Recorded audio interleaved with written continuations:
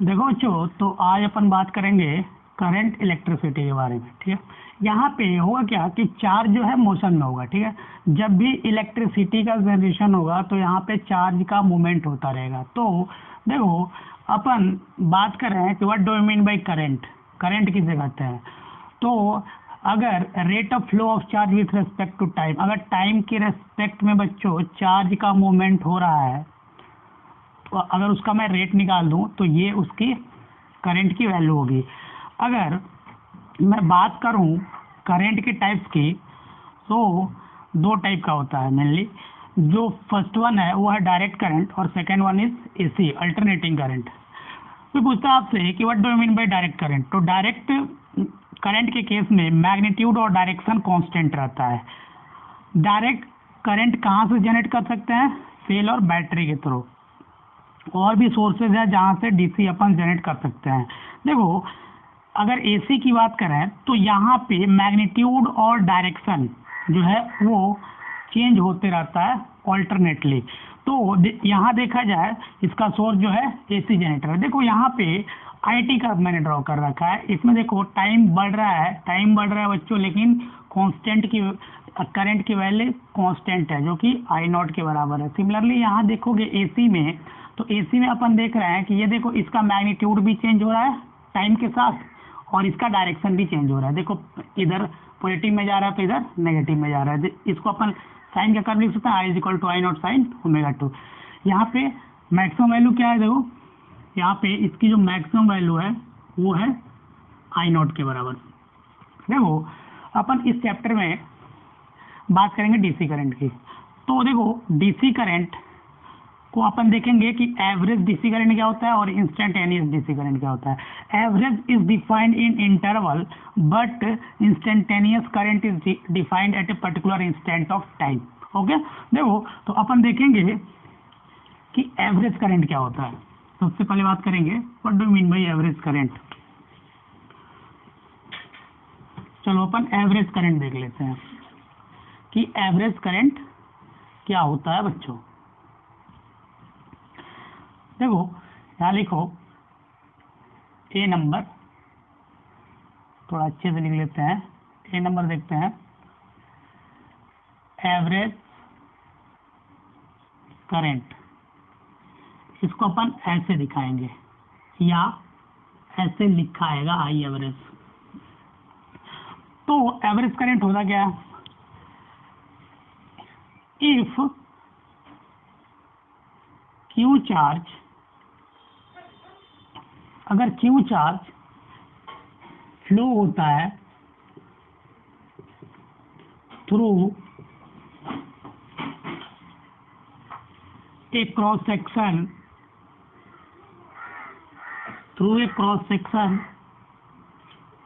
in time interval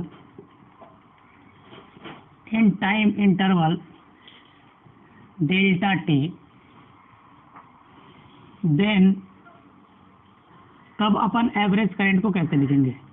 average current is written as following. देखो जो average current आएगा, ये जो आ रहा होगा वो आ रहा होगा delta Q by delta T, या इसको अपन लिख सकते हैं I average equal to Q by delta T is equal to, यहाँ पे क्यू क्या है? क्यू को अपन लिख सकते हैं N E divide by delta T. यहाँ पे अपन लिख सकते हैं total charge flown divided by total time. यहाँ तक कोई दिक्कत? यहाँ तक कोई दिक्कत नहीं है। यहाँ पर देखें बच्चों तो आपको एक छोटा सा नोट दिखाई दे रहा है कि जो करंट की वैल्यू है वो क्रॉस सेक्शनल एरिया और क्रॉस सेक्शन के रेडियस पे डिपेंडेंट नहीं है। तो यहाँ लिखो कि I doesn't depend on cross sectional area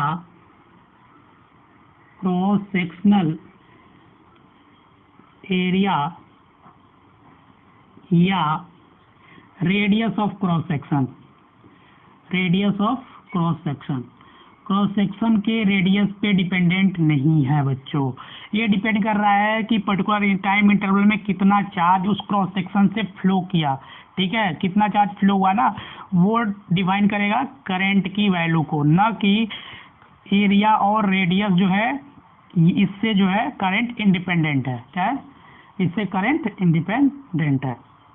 देखो अगर दूसरा करंट देखें बच्चों तो वो है इंस्टेंटेनियस करंट। क्या है? Instantaneous current. इंस्टेंट मतलब at a particular instant of time ना, तो value of current at particular instant of time is known as instantaneous current. देखो बी नंबर है वो है इंस्टेंटेनियस करंट, इसको अपन आई से डिनोट करते हैं या आपको ऐसे लिखा मिल जाएगा। तो देखो the value of current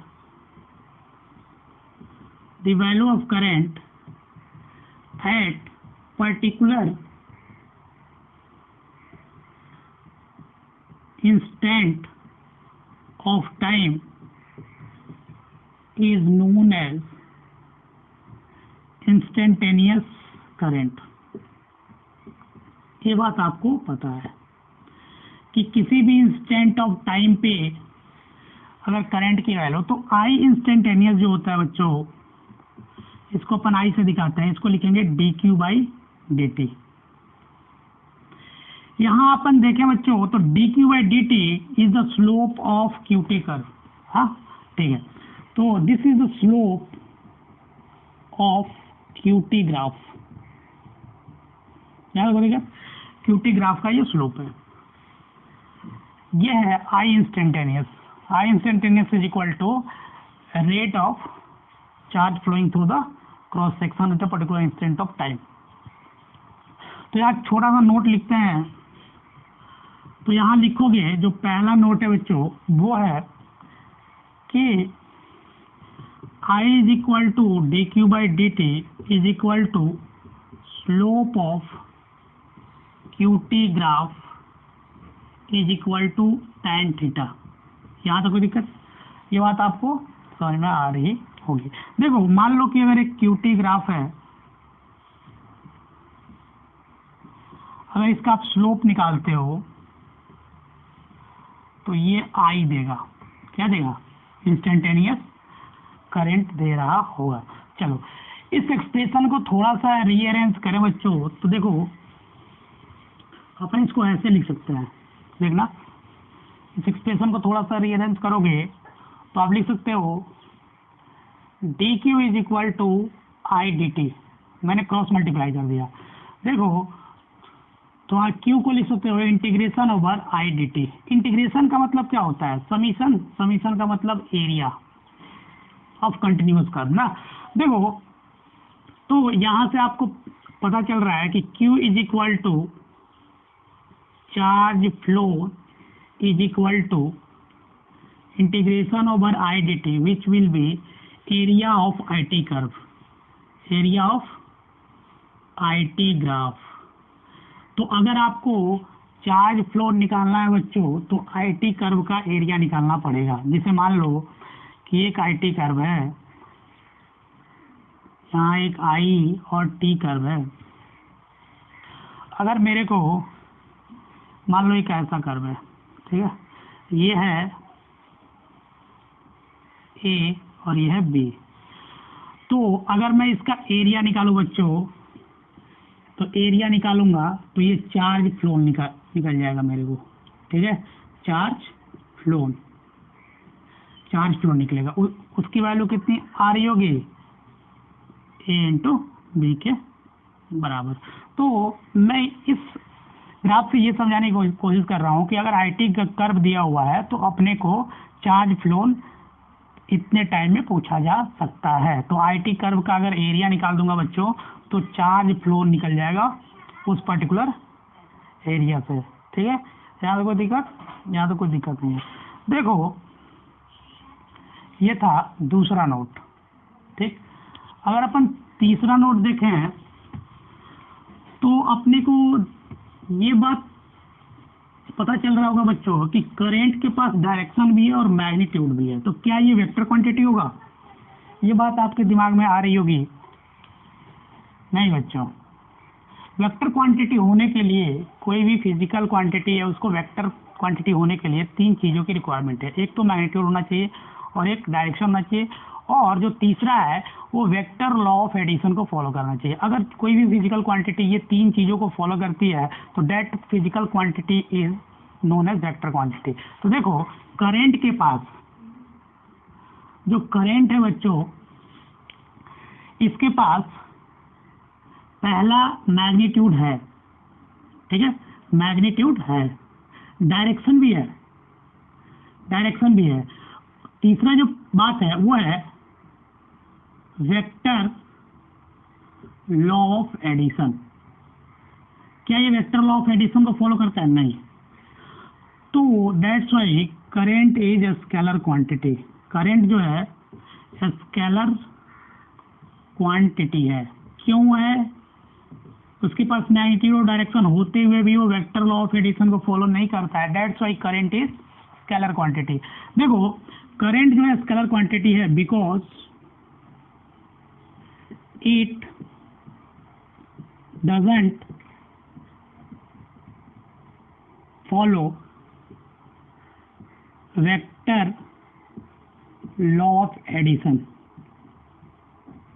that's why current is scalar quantity. देखो, अगर इसके यूनिट की बात करें बच्चों, तो करंट की जो यूनिट होती है, जो करंट की एसआई यूनिट होती है वो होती है एम्पियर। क्या होता है बच्चों? एम्पियर। ठीक है, यहाँ तो कोई दिक्कत, यहाँ तो कोई दिक्कत नहीं हुआ होगा। चलो कुछ सवाल देखते हैं हम।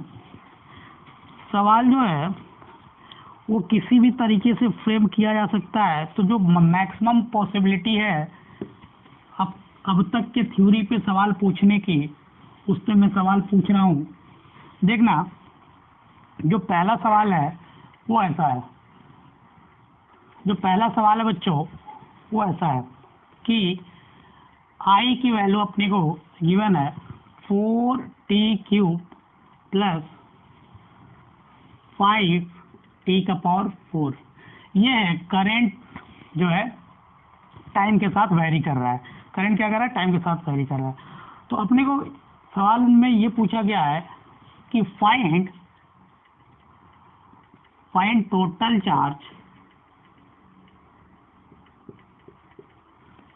Charge flown in first 2 second.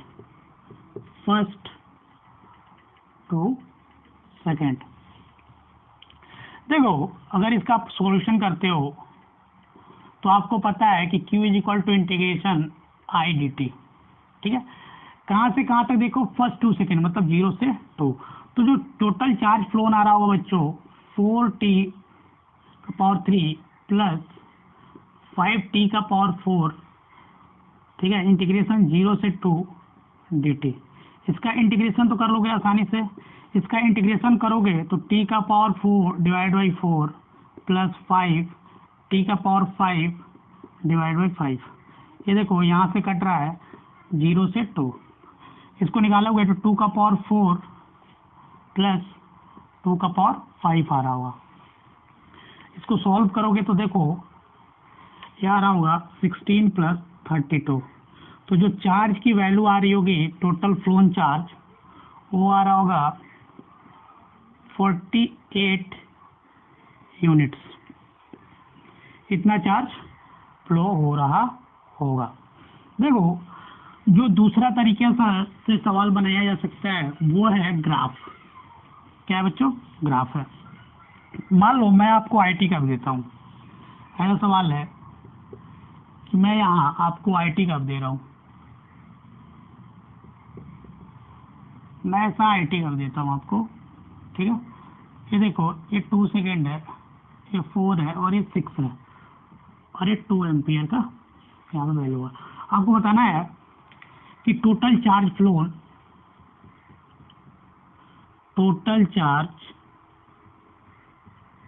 Phloem from 0 to 6 second, 0 से 6 सेकेंड तक टोटल चार्ज कितना फ्लोन हुआ होगा, मतलब मैं यहाँ से लेकर के यहाँ तक पहुँचा हूँ। तो देखो मैं बताया था आपको कि अगर आपको चार्ज निकालना है तो एरिया निकाल दो IT ग्राफ का, IT ग्राफ का एरिया निकाल दो, या तो आप डायरेक्ट इसका एरिया निकाल दो, नहीं तो इसका एरिया प्लस इसका एरिया प्लस इसका एरिया जोड़ दो। तो देखो मैं इसमें चार्ज बोलता हूँ Q1, इसमें Q2 और इसमें Q3। तो Q1 निकालोगे तो इसका एरिया निकालना पड़ेगा 1/2 इंटू बेस इंटू हाइट, तो इसकी वैल्यू आ रही होगी 2 यूनिट्स, ठीक है, 2 कूलम मान लो। Q2 निकालोगे तो ये क्या है, यहाँ से 2 और यहाँ से 2, तो 2 इंटू 2 आ रहा होगा मतलब 4। Q3 निकालोगे बच्चों तो देखो कितना आ रहा होगा, ये है Q3, तो इतना लेंथ कितना है 2, तो 1/2 इंटू बेस इंटू हाइट कितना है इसका 2, तो यहाँ आ रहा हुआ 2 कूलम। अगर Q टोटल निकालते हो तो Q total will be Q1 plus Q2 plus Q3 is equal to 2 plus 2 plus 4, this will be 80 units. मैं इसको कॉलम में लिख रहा हूँ, ठीक है। देखो यहाँ तो कोई दिक्कत, यहाँ तो कोई दिक्कत नहीं हुआ। देखो इस भी आपके जो अगला सवाल पूछा जा सकता है वो ऐसा है कि चार्ज को मैं टाइम का फंक्शन दे रहा हूँ, क्या कर रहा हूँ बच्चों, चार्ज को टाइम का फंक्शन दिया और इसकी जो वैल्यू है वो 3t² प्लस 2t है, ठीक है बच्चों। इसमें जो पहला सवाल पूछा हूँ वो पूछा हूँ find I average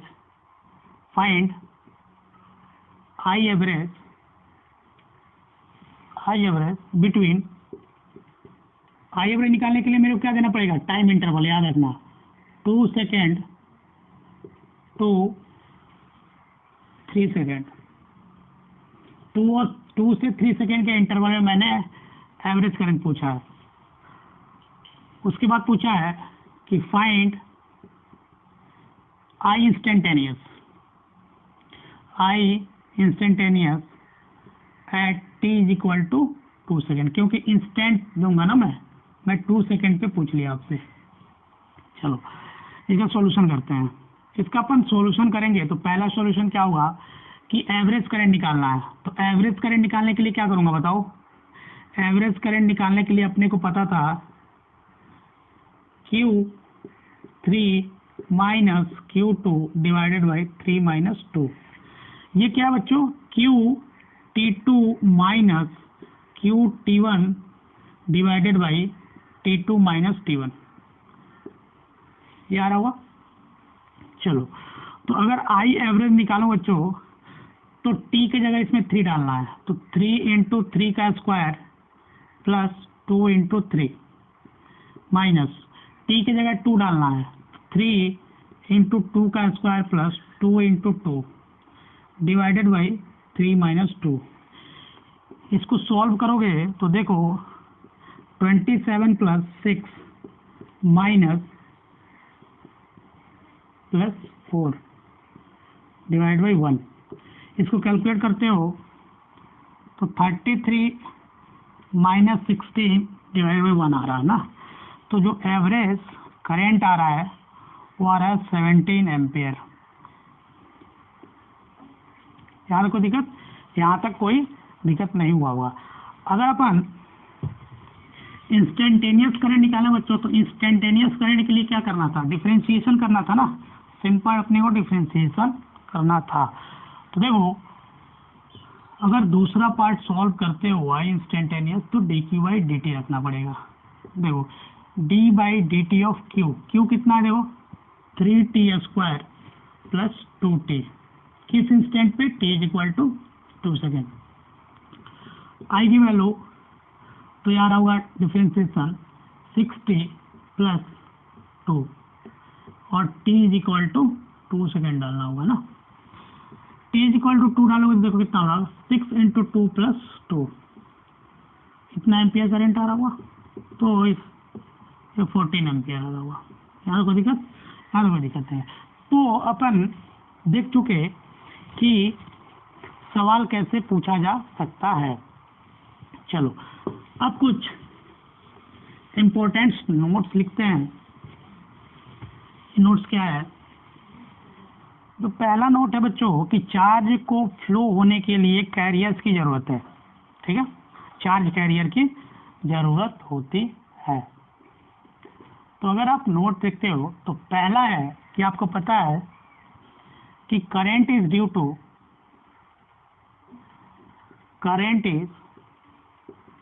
to charge carriers, ठीक है।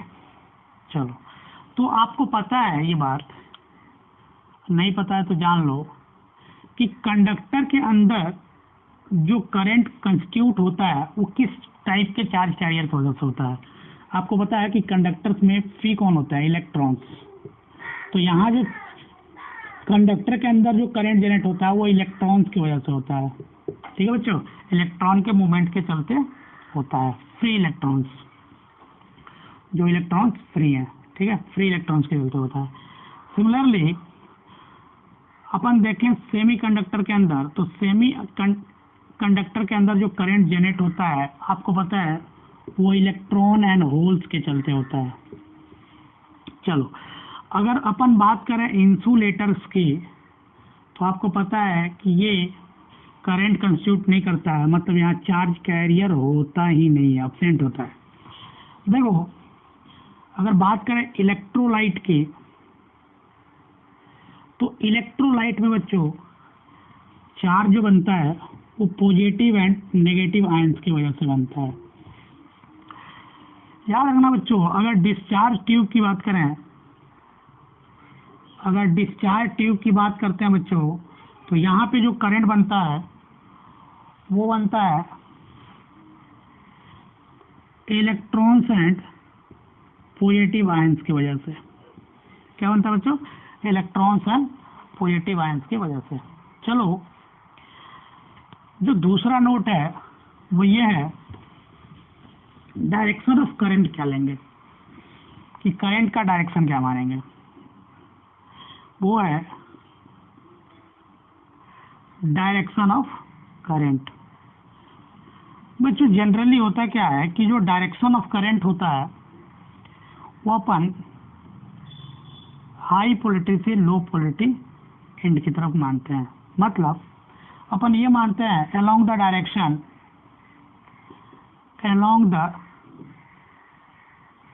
direction of flow of positive charge, जिधर पॉजिटिव चार्ज फ्लो होता है बच्चों उधर अपन मानते हैं कि करंट फ्लो हो रहा है, और इसका रिवर्स कर देंगे, अगर नेगेटिव चार्ज लेंगे तो नेगेटिव डायरेक्शन ले लेंगे ना, अपोजिट डायरेक्शन ले लेंगे।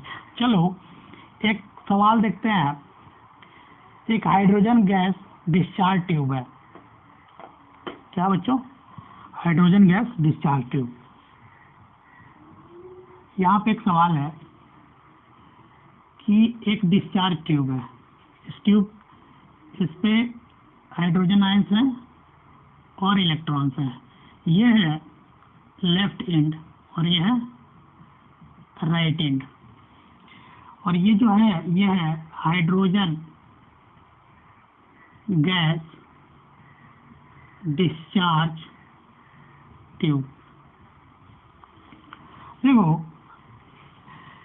इसमें दिया क्या है कि जो हाइड्रोजन आयंस है वो राइट से लेफ्ट मूव कर रहा है, और जो इलेक्ट्रॉन्स है वो लेफ्ट से राइट मूव कर रहे हैं। तो आपको बताना है कि रिजल्टेंट करंट कितना आएगा। रिजल्टेंट करंट कितना आएगा जब हाइड्रोजन आयंस की संख्या 3 × 10⁻19 हाइड्रोजन आयंस हैं तथा 2 × 10⁻19 इलेक्ट्रॉन्स हैं इस डिस्चार्ज ट्यूब में, तब बताना है रिजल्टेंट करंट कितना आएगा। चलो ठीक, अगर इसका सॉल्यूशन बनाए बच्चों, तो देखो अपन बोले थे कि पॉजिटिव चार्ज वाला कैरियर जो होगा उसी डायरेक्शन में करंट आ रहा, तो हाइड्रोजन आयन के मूवमेंट के चलते करंट तो इसी डायरेक्शन में बन रहा होगा, तो मैं इसको I+ मानता हूँ। देखो, इलेक्ट्रॉन का मूवमेंट इधर है, इलेक्ट्रॉन पे नेगेटिव चार्ज है, तो अभी बताया था कि पॉजिटिव चार्ज के फ्लो के डायरेक्शन को करंट का डायरेक्शन मानेंगे, अगर नेगेटिव चार्ज होगा तो बच्चों उसकी अपोजिट। तो ये इलेक्ट्रॉन इधर फ्लो हो रहा है, तो इसकी वजह से जो करंट फ्लो हो रहा हो वो इधर हो रहा है, इसको मैं इसके चलते मैं IH। तो देखो, दोनों की वजह से करंट सेम डायरेक्शन में जा रहा है, तो जो रिजल्टेंट करंट होगा बच्चों वो होगा छूट जाएगा ना। चलो अब पहले के वजह से निकालूं तो N1 Q1 divide by T1, और यहाँ भी जो टाइम है वो अपने को 1 सेकेंड पे निकालना है, T1 plus N2 Q2 divide by T2। ये N क्या है बच्चों, यहाँ पे N है नंबर ऑफ चार्ज कैरियर्स ना, जैसे Q1 चार्ज कैरियर है तो उसका नंबर कितना है, N1। सिमिलरली देखो अगर हाइड्रोजन के चलते करें तो 3 इंटू 10 का पावर 19 इंटू चार्ज कितना होगा, इतना डिवाइड बाई 1 सेकेंड, प्लस इसके बाद तो देखो 3 इंटू 10 का पावर 19 इंटू इलेक्ट्रॉन पे चार्ज डिवाइड बाई 1। इसको सॉल्व करोगे तो देखो कितना आ रहा है, 4.8 प्लस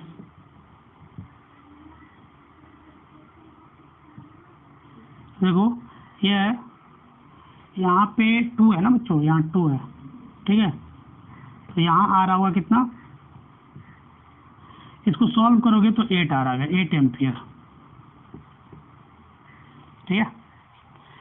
ये 8 एम्पियर का करंट जनरेट हो रहा होगा जो कि रिजल्टेंट करंट रहा होगा। देखो क्या अगर कोई चार्ज पार्टिकल सर्कुलर मोशन कर रहा है, क्या कर रहा है, सर्किल पे घूम रहा है, सर्कुलर ट्रैक पे घूम रहा है, तो क्या उसके चलते करंट जनरेट होगा?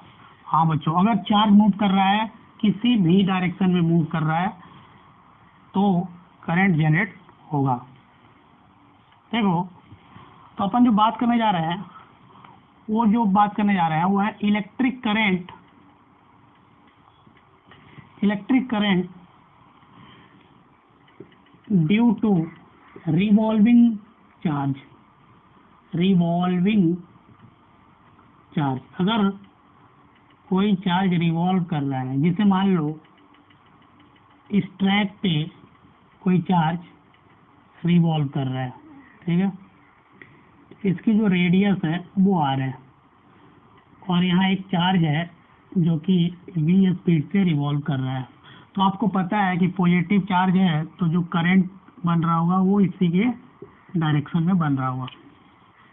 देखो अगर यहाँ करंट लिखें बच्चों तो current is equal to Q by T, लिखेंगे, और अपने को पता है कि टाइम पीरियड आएगा 2 pi r total distance by velocity, इसकी जो स्पीड आ रही होगी ना। देखो तो यहाँ 1/t को क्या लिखते हैं, 1/t को लिखते हैं फ्रीक्वेंसी, तो यहाँ लिख सकते हो Q इंटू एफ। टी को डालो, टी को यहाँ डालोगे तो देखो, तो यहाँ टी डालोगे तो ये आ रहा होगा, ये यहाँ पे टी की वैल्यू तो ये आ जा रहा होगा ऊपर और ये आ रहा होगा नीचे। यहाँ तक कोई दिक्कत, यहाँ तक कोई दिक्कत नहीं। आपको ये बात पता है बच्चों कि v is equal to R omega होता है, v is equal to R omega होता है। मान लो कि ये ओमेगा से रोटेट कर रहा है, ओमेगा के टर्म में लिखना है तो यहाँ v is equal to R omega डालो, यहाँ v इज इक्वल टू जैसे ही आर ओमेगा डालोगे तो r से r कैंसिल हो रहा होगा, और जो आंसर आ रहा होगा वो आ रहा होगा q ओमेगा अपॉन 2 पाई। तो ये है रिवॉल्विंग चार्ज के चलते जो करंट जनरेट हो रहा है उसका फॉर्मूला। यहाँ तो कोई दिक्कत, यहाँ तो कोई दिक्कत नहीं है। इसी पे एक सवाल देखते हैं। सवाल ये है कि एक नॉन कंडक्टिंग रिंग है, क्या बच्चों, वो ओमेगा से रोटेट कर रहा है, तो बताना है कि करंट कितना जनरेट होगा। देखो ऐसा सवाल है, एक रिंग है, ठीक है, जिसकी रेडियस r है, इस पे पॉजिटिव चार्ज है, इसकी लीनियर चार्ज डेंसिटी अपनी को गिवन है लैम्डा, और अपने एक्सिस के अबाउट ओमेगा से रोटेट कर रहा है, तो आपको बताना है कि करंट कितना बन रहा होगा। कोई दिक्कत नहीं है। देखो ओमेगा से रोटेट करने के लिए अगर कोई चार्ज ओमेगा से रोटेट हो रहा है तो उसके लिए अपने पास फॉर्मूला है I is equal to Q omega divide by 2 pi. देखो अगर इसकी लीनियर चार्ज डेंसिटी लैम्डा है बच्चों, और ये ओमेगा से रोटेट कर रहा है, तो टोटल चार्ज कितना है, तो अगर Q की बात करोगे यहाँ Q 2 pi r into lambda total charge, तो यहाँ वैल्यू डाल दो तो 2πr into lambda divide by 2π into omega, यहाँ से ये गया तो जो करंट आ रहा है बच्चों वो है लैम्डा आर ओमेगा, ये करंट बन रहा होगा। देखो अब अपन बात करने जा रहे हैं करंट डेंसिटी की। किसकी बात करने जा रहा है? Current density. कि करंट डेंसिटी होता क्या बच्चों? करंट डेंसिटी इसको अपन जे से दिखाते हैं। यहाँ तो कोई दिक्कत नहीं है। देखो जो करंट डेंसिटी होता है बच्चों वो होता है current flowing per unit area. क्या होता है? Current flowing per unit area of any conductor. Current flowing per unit area of any conductor is known as current density. देखो तो जो करंट डेंसिटी होगा वो होगा I by A, current flowing per unit area. याद रखना जो current density होता है वो होता है वेक्टर क्वांटिटी। क्या होता है बच्चों? वो होता है वेक्टर क्वांटिटी। इसका जो डायरेक्शन होता है बच्चों, अगर वेक्टर क्वांटिटी है तो इसका जो डायरेक्शन होगा वो होता है in the direction of current. क्या होता है? In the direction of current या along अप्लाइड इलेक्ट्रिक फील्ड, या इलेक्ट्रिक फील्ड के along इसका डायरेक्शन आता है। इसकी जो यूनिट होती है बच्चों वो होता है, देखो I का होता है एम्पियर और एरिया का होता है मीटर स्क्वायर।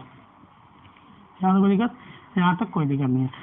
तो देखो इसको अपन ऐसे देखते हैं, मान लो कि एक क्रॉस सेक्शन है वो ऐसा है, ये है कंडक्टर, ये कंडक्टर का क्रॉस सेक्शन, इससे करंट आ रहा है इधर से I, ये है वर्टिकल प्लेन में ना, तो इसका एरिया वेक्टर इधर, ठीक है, करंट भी इधर और इलेक्ट्रिक फील्ड भी इधर। यहाँ तो कोई दिक्कत नहीं है। तो जो J का डायरेक्शन आएगा वो भी आएगा इधर ही। यहाँ तक बात समझ में आ गई होगी। तो ये है करंट डेंसिटी का डायरेक्शन। देखो करंट को अपन बोले थे स्केलर क्वांटिटी है, लेकिन यहाँ पे करंट डेंसिटी है बच्चों वो वेक्टर क्वांटिटी है। ये बात अपने को याद रखना है कि करंट स्केलर है लेकिन उसकी डेंसिटी जो बन रही है करंट डेंसिटी वो वेक्टर क्वांटिटी है। ठीक है, वो वेक्टर क्वांटिटी है। तो इसलिए अपन केस बनाते हैं। इस बार जो J है करंट डेंसिटी है वो कांस्टेंट है। वो क्या बच्चों? कांस्टेंट है। तो अपन I को लिखे बच्चों तो लिखूंगा J dot A is equal to J A cos theta. ये जो ए कॉस थीटा है बच्चों वो है projected area along current, projected area along current. याद रखना ये बात। देखो तो इसमें अपन एक केस ले रहे हैं यूनिफॉर्म, अगर कंडक्टर का जो क्रॉस सेक्शन है वो यूनिफॉर्म है, uniform cross section, uniform cross section. इसको यहाँ समझने की कोशिश करते हैं कि मैं इसको क्या लिख रहा हूँ। देखो ये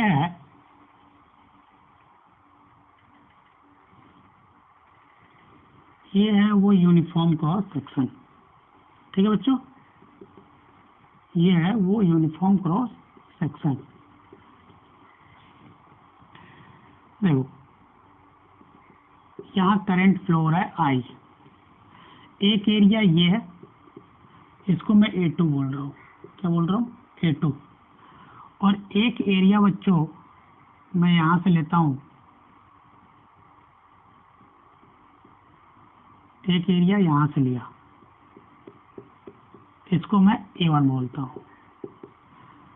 इसका जो एरिया वेक्टर होगा वो ऐसे आ रहा होगा, इसका जो एरिया वेक्टर है बच्चों वो है इधर, और मैं इस कंडक्टर का जो क्रॉस सेक्शन है उसको ए बोलता हूँ, और ये एंगल है थीटा।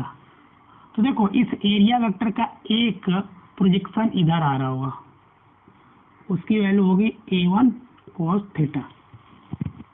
अपने को लिखना क्या था कि एरिया का प्रोजेक्शन अलोंग आई, तो मैं लिख दिया। तो देखो अगर मैं इसके लिए करंट डेंसिटी J1 बोलूं और इसके लिए J2 बोलूं और ये पूरे कंडक्टर के लिए J बोलूं, तो J1 को मैं लिखूंगा बच्चों देखो I/A1 cos थीटा, और J2 को लिखूंगा I/A2, और J को लिखूंगा I/A। यहाँ पे देखने वाली ये बात है बच्चों कि A1 cos थीटा जो है वो A2 के बराबर आएगा, क्योंकि इसका क्या है एलोंग कंपोनेंट है ये, तो इसीलिए यहाँ पे J1 = J2 = J आ रहा होगा। अगर केस यूनिफॉर्म क्रॉस सेक्शन का है तो ये वैल्यू अपने को मिल रही होगी। देखो अब अपन लेते हैं नॉन यूनिफॉर्म क्रॉस सेक्शन को। क्या ले रहे हैं बच्चों? नॉन यूनिफॉर्म क्रॉस सेक्शन को ले रहे हैं। चलो अब अपन बात करेंगे नॉन यूनिफॉर्म क्रॉस सेक्शन। अगर क्रॉस सेक्शन यूनिफॉर्म नहीं है तब, जैसे मान लो ऐसा है, एरिया ये है और एक एरिया ये है, इसको मैं A2 बोल रहा हूँ और इसको A1 बोल रहा हूँ, और यहाँ से करंट फ्लो हो रहा है वो है I। यहाँ अपन देखें तो A1 is greater than A2 है, यहाँ कोई दिक्कत? यहाँ तो कोई दिक्कत नहीं है। तो मैंने बोला था आपको कि क्रॉस सेक्शनल एरिया पे करंट डिपेंड नहीं करता है, ठीक है। तो करंट यहाँ भी कांस्टेंट होगा, उसकी वैल्यू यहाँ भी आई ही रहेगी और यहाँ भी आई ही रहेगी बच्चों, क्योंकि value of current doesn't depend on cross sectional area of the conductor, वो किसी भी शिप का हो। चलो ठीक है, देखो तो मैं J1 को लिखूंगा I/A1, सिमिलरली J2 को लिखूंगा I/A2। सारा को देखा, चूंकि A1 is greater than A2 इसीलिए J1 is less than J2, ये वैल्यू आ रही होगी अगर नॉन यूनिफॉर्म क्रॉस सेक्शन है तब। देखो इसमें जो दूसरा केस ले रहा हूं बच्चों, केस 2 है, वो है अगर J वेरिएबल है तब। जो दूसरा केस है, if current density is variable, अगर करंट डेंसिटी वेरिएबल है तो करंट निकालने के लिए बच्चों अपने को इंटीग्रेट करना पड़ेगा J डॉट डी। इस पे एक सवाल देखते हैं। सवाल ऐसा है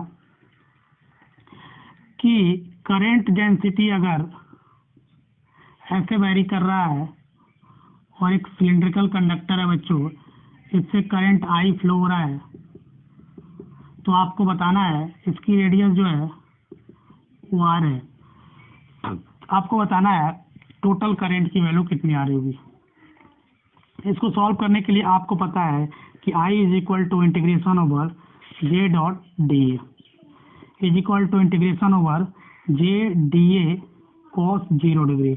इसको लिखोगे तो देखो कहाँ से कहाँ तक, 0 से लेकर के R तक, तो 0 से R तक J की वैल्यू डालो J not R divided by R। मैं क्या करता हूँ, यहाँ से R जाता हूँ और DR का थिकनेस बाहर निकालता हूँ।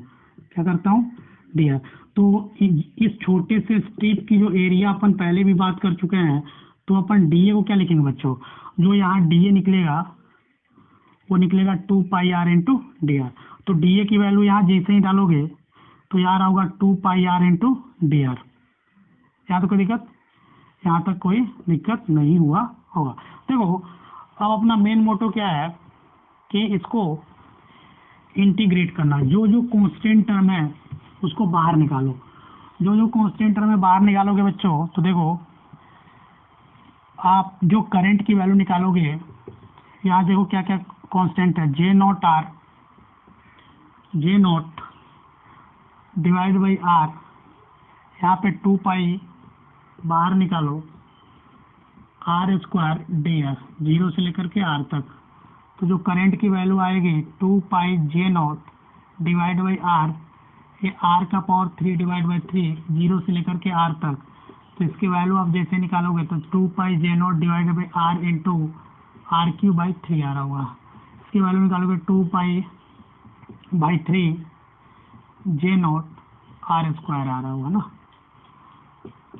ये आ रहा होगा क्या बच्चों, ये आ रहा होगा करंट की वैल्यू।